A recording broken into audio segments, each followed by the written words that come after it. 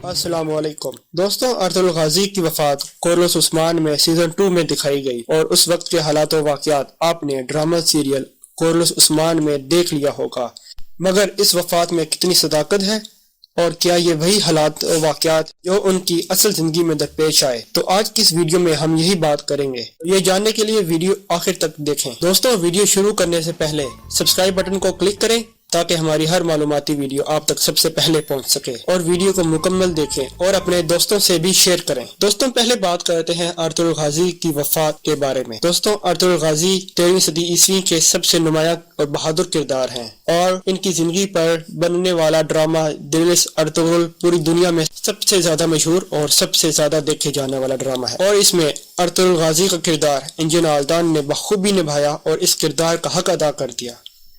اور اسی بنا پر ان کو خاصی شہرت بھی ملی۔ دوستوں، ارطغرل غازی کی وفات 1280 میں سوغوت میں ہوئی، مگر اپنی وفات سے پہلے ان کو پھوڑوں کی بیماری نے اپنی لپٹ میں لے لیا اور باقی کی زندگی اسی کے ساتھ گزاری۔ دوستوں، ارطغرل غازی کافی عرصہ اپنا علاج کرانے اہلت میں رہے، اور کہا جاتا ہے کہ علاج کے بعد ارطغرل غازی اپنے قبیلے واپس آ گئے، جو انہوں نے اپنی غیر موجودگی میں اپنے بھائی دوندار کے حوالے کیا تھا، اور واپس آ کر اپنی سرداری دوبارہ حاصل کر لی، اور تقریباً 10 سال بطور سردار اعلیٰ اور سردار اپنے قبیلے میں رہے، جس کے بعد سرداری ارطغرل غازی نے عثمان غازی کو دی اور اس جہان فانی سے کوچ کر گئے۔ دوستوں، ارطغرل غازی کی اصل زندگی جب ان کی وفات ہوئی تو ان کا بیٹا عثمان اور اس کا بیٹا اورحان پیدا ہوا۔ دوستوں، اصل زندگی میں جب ارطغرل غازی کی وفات قریب آئی تو ان کے بیٹے عثمان کا بیٹا اورحان غازی پیدا ہوا تھا، اور یہاں تک کہا جاتا ہے کہ ارطغرل غازی نے ہی عثمان کے بڑے بیٹے اورحان کو اس کا نام دیا اور ابتدائی زندگی اس کے ساتھ گزاری اور اس کی تربیت کی۔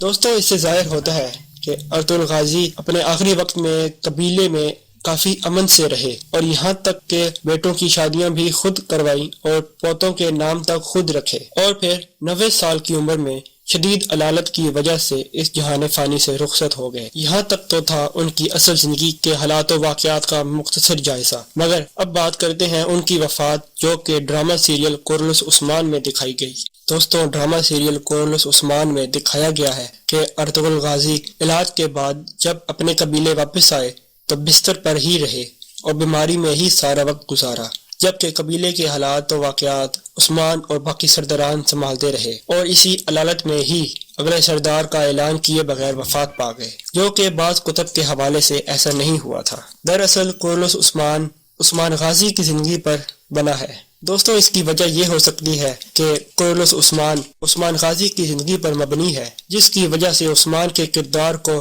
کافی نمایاں کیا جا رہا ہے۔ اسی وجہ سے جب تک ارطغرل غازی زندہ ہے عثمان کا کردار مدھم تھا، تو ضرورت کے تحت ارطغرل غازی کے کردار کو ڈرامہ سیریل کورلس عثمان سے ختم کیا گیا تاکہ عثمان غازی کا کردار نمایاں ہو جائے۔ دوستوں، امید ہے کہ آپ کو ہماری آج کی ویڈیو پسند آئی ہوگی، تو پسند آنے کی صورت میں لائک پر کلک کریں اور سبسکرائب ضرور کریں، اور اس ویڈیو کو زیادہ سے زیادہ شیئر کریں۔ شکریہ۔